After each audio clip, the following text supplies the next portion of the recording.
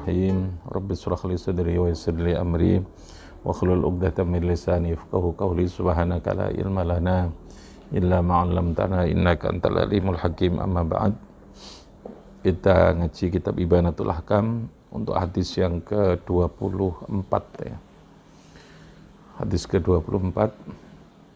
Wa bihi wa ilai qol an Amr bin Kharijah radhiyallahu anhu qala dawu sapa Amr bin Kharijah khotbah pidatuh na ing kita sapa Rasulullah piminan ana ing dalem Mina, ing dalem tanah atau daerah Mina. Daerah ini biasanya dipakai untuk mabit bagi orang yang melaksanakan ibadah haji. Itu ada kewajiban namanya mabit di Mina, bermalam ya di Mina. Yang kedua adalah Ramyul Jimar. Jadi Jamarot, tempat untuk pelemparan jumrah bagi orang yang haji itu posisinya ada di Mina itu ya. Jadi di Mina ada dua amaliyah dalam ibadah haji, ada namanya wajib haji. Yang satu mabit di Mina, yang kedua adalah melempar jumrah. Jamarot, Jamarot itu tempat lemparan, yang dilempar itu ada di mana? Di Mina itu. Nah, mabit ini hukumnya adalah wajibnya haji. Wa huwa utawi ketika Nabi pidato di Mina, tentu ini dalam rangka ibadah haji ini. Wa huwa halutai Nabi ku ala rohilatihi ing atase di atas kendaraan, di atas tunggangan. Nondure tunggangane Kanjeng Nabi, yaitu yang berupa unta. Jadi saat itu Nabi khutbahnya di atas unta. Khutbah di Mina, memberikan mauidhah, memberikan pidato, memberikan khutbah ini. Walu abu khali utawi liur, walu abu khali utawi liurnya rohilah, iku yasilu mili opolu abuha, iku yasilu mili opolu abuha ala katifi ing atase pundak ingsun, ala katifi ing atase welikat, ya, ing atase welikat ingsun geger sini ya, di atas bawahnya pundak ini. Ini makhluk syahidnya adalah walu abuha yasilu ala katifi, sesuai dengan babnya yang berkaitan dengan pembahasan terkait dengan persoalan hukum dari binatang itu. Ini berbicara tentang liurnya binatang. Akhraja meriwayatkan hadis sahih Ahmad wa Tirmidzi wa sahhahalan sahihkan. Wa Tirmidzi wa sahhahalan sahihkan sapa Imam Tirmidzi ing hadis al-ma'na al-ijmali utai pengertian global dari hadis tadi ini. Iku alal khatibi ing atase khatib, khabarnya namanya khabar muqaddam karena terdiri dari apa? Jar majrur ini. Wa nakhu indi dirhamun wali watar multazamun tumul khabar rupa jar dharaf khabarnya yang lupa isim nakira mubtada'i alal khatibi kurtep ing atase khatib ayyubayyina yen to menjelaskan sapa khatib fi khutbati ing dalem khutbahnya khatib ma ing sesuatu yursyidu kang bisa nuduhake, yursyidu yang bisa menunjukkan apa ma annasa ing para menungso ila maring sesuatu fihi kang iku tetep ing dalem ma salahu dinihim utawi kebaikan agamane nas wa dunyahum lan kebaikan dunianya nasun, wa dunyahum lan dunyane nasun, wa antakuna lan ento ono po khutbatuhu khutbahnya khatib ono iku munasabatan mantesi. Munasabah itu terkait lil jawi maring daerahnya. Jadi disesuaikan, munasabah itu disesuaikan, dipantesno lil jawi maring daerah wal wakti dan waktu. Jadi momentum, kondisi ya, situasinya, daerahnya itu juga menjadi pertimbangan. Fa khutbatul haji maka utai khutbah haji ku yubayinu menjelaskan apa, yubayinu mertelake sapa nabi.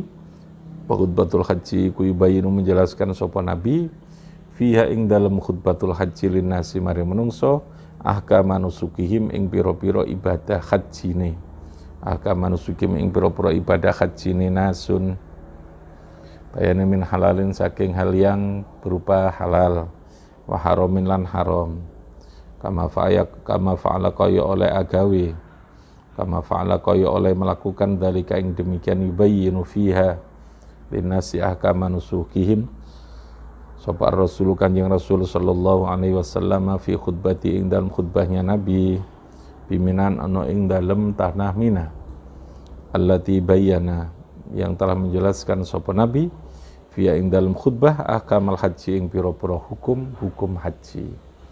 Jadi konteksnya atau munasabahnya hubungan materi khutbahnya dengan keberadaan ibadah haji itu yang diulas oleh Kanjeng Nabi itu. Itu namanya muqtadul hal, menyesuaikan dengan situasi dan keadaan itu. Materi pidato, materi khutbahnya ini. Allati bayyana fi ahkamil haji wala qatar alan teman-teman ningali sapa Rasul Kanjeng Rasul sallallahu alaihi wasallam bi ainihi kelawan netrane kelawan peningali Kanjeng Nabi bi ainihi kelawan peningali Kanjeng Nabi lu abadabatihi ing liurnya tunggangane Kanjeng Nabi lu abadabati ing liure tunggangane Kanjeng Nabi yang berupa unta itu. Jadi Nabi karena khutbahnya di atas unta, sahabat kemudian ada yang memegangi untanya. Nah, untanya itu ngiler, mengeluarkan liur. Lalu liurnya ini mengenai punggungnya sahabat ini, katifi. Nabi tahu itu, gitu ya. Yasilu khalimili apa lu'ab. Yasilu khalimili apa lu'ab ala ahadi ashabi ingatasi salah sijine pira-pira sahabat Nabi. Tapi falam yunkir orang mengingkari sapa Nabi. Falam yunkir moko orang mengingkari sapa Nabi alaihi ingatasi ahad. Artinya Nabi tidak meminta sahabat yang terkena tetesan liur tadi ini untuk menghindar, tidak gitu. Tidak mencegah, tidak suruh menghindar ya, untuk beralih dari tempatnya itu. Walam ya'mur lan ora perintah sapa Nabi, walam ya'mur lan ora perintah sapa Nabi hu ing ahadun bil ibtiadi kelawan menjauh. Bil ibtiadi kelawan menjauh. Wa hadza utaika adamul inkar iku yuqarriru menetapkan apa hadza. Iku yuqarriru menetapkan apa hadza. Tahuriyatahu ing kesuciannya hayawan. Tahuriyatahu ing kesuciannya hayawan. Tahuriyata ma yu'kalu lakhmuhu, ini diidhafakan. Tahuriyata ma yu'kalu lakhmuhu, sucine barang kang iso dimakan apa lakhmuhu, dagingnya atau dagingnya hayawan. Gitu. Fikul hadis masyuriyatul khutbah biminan. Ketika di Mina itu disyariatkan untuk melaksanakan apa? Khutbah. Ala makanan ing atase panggonan murtafiin kang dhuwur. Tadi Nabi ketika khutbah di mana? Di atas dabah, di atas tunggaane kendaraan yang berupa unta itu. Berarti kan dianjurkan di atas itu maksudnya. Ala makanin mutafiin kang dhuwur libayani ahkamil manasiki untuk menjelaskan piro-piro hukum-hukumnya manasik. Yang kedua, ini yang terkait dengan pembahasan ini, lu'abul ma'kuli utawi ilre binatang kang halal dimakan. Lu'abul ma'kuli utawi ilre binatang kang halal dimakan, yang boleh dimakan, iku tahirun hukumnya suci. Liurnya itu suci. Ilre sapi suci enggak? Suci. Liurnya sapi itu suci karena ma'kulul lahmi. Wa fi ma'nal ma'kulan iku ing dalem pengertian sama dengan al-ma'kul, binatang yang bisa dimakan, kullu hayawanin tahirin, setiap binatang yang suci. Liurnya kucing juga halal. Paham ya? Jadi binatang yang suci. Tapi kalau binatang itu najis kayak anjing, ya otomatis pasti ya dia sudah najis dengan sendirinya. Jadi baik itu yang ma'kulil lahmi maupun yang ghairu ma'kulil lahmi, kalau binatang itu tahirun, binatang itu suci, maka liurnya pun juga dinyatakan suci. Wa fi ma'na lu'abilan iku ing dalam pengertiane lu'ab, pengertiane liur. Kullu fudlatin utawi setiap turahan. Kullu fudlatin utai setiap turahan itu apa? Sesuatu yang keluar dari binatang itu, tubuh binatangnya. Bukan yang keluar dari kubul duburnya, tapi yang keluar. Taros syahat kang resep apa fudlah minhu saking hayawan. Taros syahat kang resep apa fudlah minhu saking hayawan. Pak irkin koyo deni keringet. Irkun. Ka'arokin ya. Ka'arokin koyo deni keringet. Arok itu artinya apa? Keringet. Jadi arokin artinya adalah keringet. Arokin koyo deni keringetnya binatang. Malam yakun selagine ora ana lahu kedue. Malam yakun selagine ora ana lahu kedue. Kullu fudlatin tadi ini apa makarrun gon netep wastihalatun lan ngalih rupa wastihalatun lan berubah rupa fil batini ing dalem jerone binatang itu. Ya sama dengan orang lah, keringete orang itu boleh dalam arti suci ya maksud saya, keringetnya manusia ini. Kecuali kalau sesuatu yang tadi ini fudlah tadi ini adalah sesuatu yang berubah dari dalam perut besar itu. Ya kayak umpamanya ketika orang lalu kemudian yang keluar itu berupa darah, yang keluar itu berupa sesuatu yang sudah berupa mutah umpamanya, berupa sesuatu cairan yang sudah berubah, maka itu hukumnya adalah najis, kayak nanah. Kayak itu ya. Kayak nanah itu najis karena sudah terjadi apa? Perubahan dari jenis air yang biasa tadi. Fil batin yang dalam jeruni binatang. Yang ketiga takriru oleh menetapkan kanjeng Nabi. Takriru oleh menetapkan kanjeng Nabi asyai yang sesuatu yuf'alu dilakukan. Takriru oleh menetapkan Nabi asyai yang sesuatu yuf'alu kang dilakukan apa syai bi hadratihi ana ing dalem ngersani kanjeng Nabi. Iku dalilu jawazihi dalil bolehnya wenangnya syai' lianna takrirahu karena saat temen oleh penetapan Nabi iku min sunanihi termasuk saking piro-piro sunnahnya Nabi, namanya hadis takriri ya, sunnah takririyah. Jadi ada sunnah itu yang bersifat qauliyah, ada sunnah yang bersifat apa? Fi'liyah, lalu ada apa? Takririyah. Takririyah itu Nabi melihat sahabat tapi Nabi tidak melarang ya.